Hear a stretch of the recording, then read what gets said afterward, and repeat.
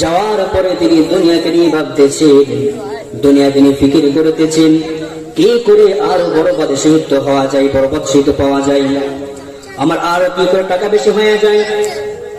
বাদশাহ চিন্তা করেছেন, বিছানায় গিয়ে দুনিয়াকে নিয়ে ভাবতেছেন, দুনিয়াকে নিয়ে ফিকির করতেছেন তিনি। এনজামিন টাইম এমন সময় তিনি ঘুমিয়ে গেলেন। যখন তিনি ঘুমিয়ে গেলেন, সঙ্গে সঙ্গে তিনি স্বপ্নের মধ্যে চলে গেছেন। বাদশাহ স্বপ্ন দেখতে পাচ্ছি, বিরাট একটা বাঘি বাদশাকে ধাওয়া করতেছে, তারা করতেছে। বাঘের আক্রমণ থেকে বাঁচার জন্য বাদশাহ কি করলেন, সামনের দিকে দৌড়াতে লাগলেন, সামনের দিকে অগ্রসর হতে লাগলেন, দৌড়াতে লাগলেন। বলেন তো ভাইয়ের আমার, যদি কোন হিংস্র প্রাণী আমাদের পিছু নাই, আমরা সেই জায়গায় দাঁড়িয়ে থাকবো নাকি? বলেন, থাকবো কি? এখানে থেকে বাঘ চলে আসে, কোন হিংস্র প্রাণী চলে আসলে কেউ কিন্তু আমরা এখানে থাকবো না।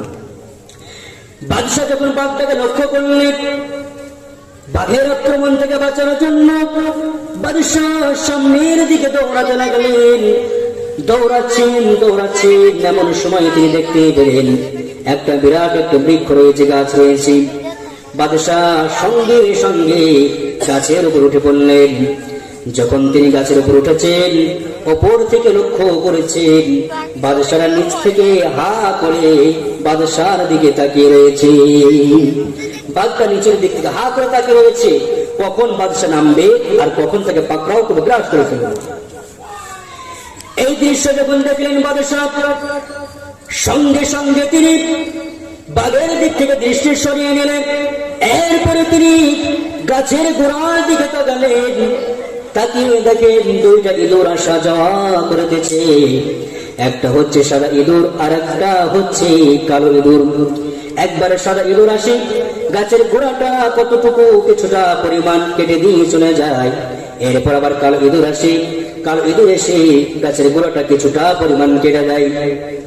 এইরকম ভাবে সাদা ইঁদুর আসে, কালো ইঁদুর যায়, কালো ইঁদুর আসে, সাদা ইঁদুর যায়। বিরাট একটা বৃক্ষ গাছকে যদি দুইটা ইঁদুর কাটা শুরু করে, যদি কয়েক বছর সময়ও লাগে, এক পর্যায়ে কেটে পড়ে যাবে না? এক পর্যায়ে কিন্তু কেটে পড়ে যাবে। বাদশাহ যখন দেখতে পেলেন এই দৃশ্য, সঙ্গে সঙ্গে তিনি দৃষ্টি সরিয়ে নিলেন। এরপর বাদশাহ কি করলেন, সামনের দিকে তাকালেন। সামনের দিকে তাকিয়ে দেখে বিরাট একটি গর্ত, আর গর্তের ভিতরে দাও দাও করে আগুন জ্বলতেছে, আর অসংখ্য সাপ বিচ্ছুই ভরপুর। ভাইয়ের আমার, বলে ওই বাদশার বিপদ কম না বেশি? কতবার বিপদ বলেন তো? নিচে বাঘ বাদশাকে খাওয়ার জন্য, গ্রাস করার জন্য ওয়েট করতেছে, দাঁড়িয়ে রয়েছে। যে গাছের উপর চড়া হয়ে আছে, এক পর্যায়ে যেইভাবে ইঁদুরে কাটা শুরু করেছে, এক পর্যায়ে গাছটা কিন্তু কেটে পড়ে যাবে। আবার যদি সামনের দিকে লাফ মারে, আগুনের গর্তে পড়ে যাবে। তাহলে বিপদ খুবই কম নাকি? অনেক বড় বিপদ। আমার মুসলমান ভাইয়েরা, কিন্তু বাদশাহের পরে কি করলেন, সামনের দিক থেকে দৃষ্টি সরিয়ে নিলেন। দৃষ্টি সরিয়ে নেওয়ার পরে বাদশাহ উপরের দিকে তাকালেন। উপরের দিকে তাকিয়ে দেখে বিরাট একটি মধুর ভান্ডার মৌচাক রয়েছে, সেইখান দিয়ে টপ টপ করে মধু ঝরতেছে। বাদশাহ সবকিছু ভুলে গেলেন, সবকিছু উপেক্ষা করে, সবকিছু ভুলে গিয়ে নিজের জিহ্বাটা বাহির করে দিয়ে মধুর স্বাদ আস্বাদন করতে লাগলেন। এত বিপদ বাদশাহ তারপরও ভুলে গেছে, নিচেই বাঘ দাঁড়িয়ে রয়েছে, গাছটা ইঁদুরে কাটা শুরু করে দিয়েছে, সামনে আগুনের গর্ত রয়েছে। তারপরও বাদশাহ সব ভুলে গিয়ে জিহ্বা বাহির করে দিয়ে মধুর স্বাদ গ্রহণ করতে লাগলেন। ভাইয়ের আমার, এই গ্রহণ করতে করতে ইন্দ্রমিনটাই এমন সময় বাদশার ঘুম ভেঙে গেল। ঘুম যখন ভেঙে গেছে, বাদশাহ স্থির হয়ে গেলেন। তিনি কান্না শুরু করে দিলেন, শরীরে কম্পন সৃষ্টি হয়ে গেল। বাদশাহ কান্না করতেছেন আর ভাবতেছেন, কি স্বপ্ন আমি দেখলাম, কেন এই স্বপ্ন দেখলাম, এই ভয়ানক স্বপ্নের ব্যাখ্যা কি হতে পারে? বাদশাহ কান্না শুরু করলেন। রাত্রি কেটে গেল, সকাল হয়ে গেল। রাজদরবারে আসলেন। আসার পরে বাদশাহ সকল প্রজাদেরকে একত্রিত করলেন। একত্রিত করার পরে বললেন, ও আমার প্রজারা শোনো, গত রজনীতে আমি একটি ভয়ানক স্বপ্ন দেখেছি। স্বপ্নের পুরো বিবরণ ডিটেলস সবকিছু তাদেরকে শোনালেন।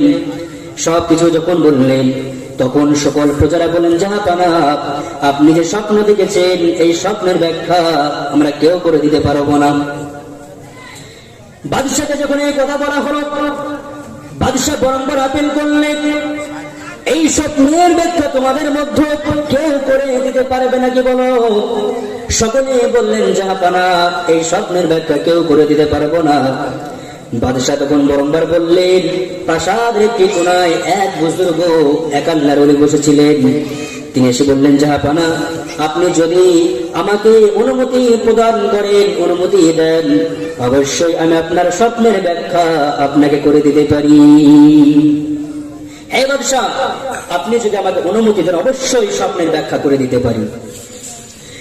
বাদশাহ বুজুর্গকে অনুমতি দিল। বুজুর্গ ব্যক্তি বললেন, আরে জাহাপানা, আপনি এবার লক্ষ্য করে শোনেন, এই ঘটনা শিক্ষণীয়, শুধু বাদশার জন্য নয়, এটা আমাদের সকলের জন্য প্রযোজ্য, লক্ষ্য করে শোনেন। বুজুর্গ ব্যক্তি বললেন, জাহাপানা, আপনি যে স্বপ্ন দেখেছিলেন বিরাট একটা বাঘ আপনাকে তাড়া করতেছিল, ধাওয়া করতেছিল, ওটা আপনার বাঘ ছিল না, ওটা ছিল আপনার জন্য মৌত। ওটা ছিল আপনার মৌত। মৌত আপনাকে ধাওয়া করতেছি পাকড়াও করার জন্য। আমাদের পেছনে মৌত পাকড়াও করার জন্য ধাওয়া করতেছে না, আমাদের পিছনে আছে। কিন্তু এই 60-70 বছরের জিন্দগি নামক হায়াত যখন শেষ হয়ে যাবে তখন মৌত কিন্তু আঘাত করবে, পাকড়াও করবে, গ্রাস করে ফেলবে। বাদশাকে বললেন, জাহাপানা, ওইটা তো কোনো বাঘ ছিল না, ওইটা ছিল আপনার মৌত। মৌতের হাত থেকে বাঁচার জন্য আপনি সামনের দিকে দৌড়াতে লাগলেন। এরপরে দৌড়াতে দৌড়াতে আপনি গাছের উপর উঠে বললেন, ওইটা কোনো গাছ ছিল না, ওইটা ছিল আপনার জন্য হায়াত। আপনি যখন হায়াতের উপর চড়াও হলেন, গাছের উপর উঠলেন, নিচের দিকে লক্ষ্য করলেন, গোড়ার দিকে লক্ষ্য করলেন, দুইটা ইঁদুর আসা যাওয়া করতেছিল। দুইটা ইঁদুর গাছের গোড়াটা কাটা শুরু করে দিচ্ছিল, গাছের গোড়াটা কাটতেছিল। ওই দুইটা ইঁদুর কিন্তু ইঁদুর ছিল না, বোঝানো হয়েছে সাদা ইঁদুরটা ছিল আপনার জন্য দিন, কালো ইঁদুরটা ছিল আপনার জন্য রাত। গাছটা হচ্ছে আপনার হায়াত। এই যে রাত দিন যায়, দিন চলে যায়, রাত আসে, রাত চলে যায়, দিন আসে। এই যে গাছটা হায়াত আমাদের মধ্যে রয়েছে, প্রত্যেক দিন প্রতিনিয়ত হায়াত আমাদের কেটে যাচ্ছে, যাচ্ছে কিনা বলেন? একটা সময় বয়স কত লেগেছিল বলেন তো? বয়স অল্প ছিল, দেখতে দেখতে ক্রমে কিন্তু আমাদের বয়স বৃদ্ধি পাচ্ছে, পাচ্ছে কি পাচ্ছে না? এমনি ভাবে বাদশাকে বললেন, জাহাপানা, দুইটা ইঁদুর ছিল আপনার দিন রাত, গাছটা ছিল আপনার হায়াত, আর বাঘটা ছিল আপনার মৌত। এরপর আপনি সামনের দিকে লক্ষ্য করলেন, দেখলে বিরাট একটি গর্ত, আর গর্তের ভিতরে দাও দাও করে আগুন জ্বলতেছি। জাহাপানা, ওইটা কোনো গর্ত নয়, ওটা হচ্ছে আপনার কবরের আযাব। এই যে আপনার 60-70 বছর হায়াত জিন্দেগি, হায়াত যখন শেষ হয়ে যাবে, মৌত আপনাকে পাকড়াও করে ফেলবে, গ্রাস করে ফেলবে। এরপরে মানুষ আপনাকে দাফন করে চলে আসবে। আপনি যে সারাটা জীবন অন্যায় অপকর্ম করেছেন, আল্লাহর বিধান অনুযায়ী জীবন যাপন করেন নাই, আল্লাহর হুকুমকে বাস্তবায়ন করেন নাই, এজন্য আল্লাহ আপনাকে স্বপ্নের মাধ্যমে জানিয়ে দিয়েছে বাদশার মরতে দেরি হবে, কিন্তু কবরের আযাব থেকে বাদশাকে কেউ কিন্তু বাঁচাতে পারবে না। এরপরে বাদশাহ আপনি সামনের দিক থেকে দৃষ্টি সরিয়ে নিয়ে যখন উপরের দিকে তাকালেন, উপরের দিকে তাকিয়ে দেখলেন বিরাট একটি মধুর ভান্ডার, আর সেখান দিয়ে টপ টপ করে মধু পড়েছিল। ওইটা কোনো মধুর ভান্ডার ছিল না, ওইটা ছিল আপনার দুনিয়ার প্রতি লোভ লালসা। ভাইয়ের আমার, মুসলমান ভাইয়ের আব্বাস জানেরা, 14 খানা বন্ধ করুন, দিলের কান লাগিয়ে শুনেন, আলোচনার প্রতি মনোযোগ বাড়িয়ে দেন। এই আলোচনা শুধু বাদশার জন্য নয়, এটা আমাদের সঙ্গে, আমাদের জীবনের সঙ্গে কিনে মিল আছে, বাস্তব মিল আছে। বাদশাকে যখন বুঝিয়ে দিলেন, বাদশাহ, ওই বাঘটা হচ্ছে আপনার মৌত, গাছটা হচ্ছে আপনার হায়াত, 2 খানা ইঁদুর হচ্ছে আপনার দিন রাত, সামনে যে গর্ত দেখেছিলেন ওটা হচ্ছে আপনার কবর, আর সামনে যে উপরে দেখেছিলেন মধুর ভান্ডার, ওটা হচ্ছে আপনার দুনিয়ার লোভ লালসা। এবার একটু নিজেকে দিয়ে মিলান তো, আমাদের পেছনে মৌত আছে না নাই? 60-70 বছর জিন্দগি হায়াত যখন শেষ হয়ে যাবে, আমাদেরকে বাঘে মৌতে গ্রাস করে ফেলবে, পাকড়াও করে ফেলবে। এরপরে মানুষ প্রতিবেশী আমাদেরকে দাফন করে চলে আসবে। বলেন সারাটা জীবন যদি অন্যায় করে যায়, তাহলে বলেন কবর আমার জন্য জান্নাতের টুকরো হবে না, জাহান্নামের আগুনে গর্ত হবে। কি হবে? আগুনে গর্ত হয়ে যাবে। তো আমাদের সামনে কি কবর নাই? বলেন তো। উপলব্ধি করেন এই হাতে করে কত মানুষকে দাফন করেছি, কত মানুষের জানাজার নামাজ শরীক হয়েছি। একদিন তো মসজিদের মাইকে এলান হয়ে যাবে অমুক ব্যক্তি মারা গেছে, আমার নামটাও কিন্তু এলান হয়ে যাবে। তো আমারও সামনে কিন্তু কবর রয়েছে, প্রতিনিয়ত হায়াত আমাদের শেষ হয়ে যাচ্ছে, পেছনে মৌত রয়েছে আক্রমণ করার জন্য। এত বিপদ তারপরেও কিন্তু আমরা দুনিয়ার লোভ লালসার মধ্যে পড়ে আছি, দুনিয়ার পেছনে ছুটতেছি। বাদশাকে যখন বুঝিয়ে দেওয়া হলো, এই স্বপ্নের ব্যাখ্যা বাদশাহ যখন শুনলেন, বাদশাহ কান্না শুরু করে দিলেন। বাদশাহ শেষ হয়ে গেলেন, অজ্ঞান হয়ে গেলেন। আরে সারাটা জীবন তবে অন্যায় রাস্তায় জীবনটা পরিচালনা করেছি, অন্যায় কাজ করেছি। তখন থেকে তিনি তওবা করলেন। এখানে আমরা যারা আছি, মাইকের আওয়াজ যাদের কর্ণ কবরে পৌঁছাচ্ছি, আমরা কি বাদশার মতো আমরাও কি তওবা করতে পারি, ওয়াদা করতে পারি না?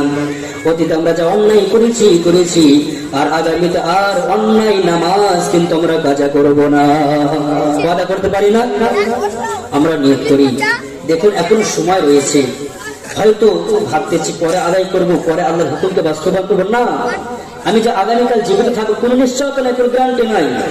এটা শয়তানের একটি ওয়াসওয়াসা, ধোঁকা। এই জন্য আমাদেরকে ফিকির করতে হবে।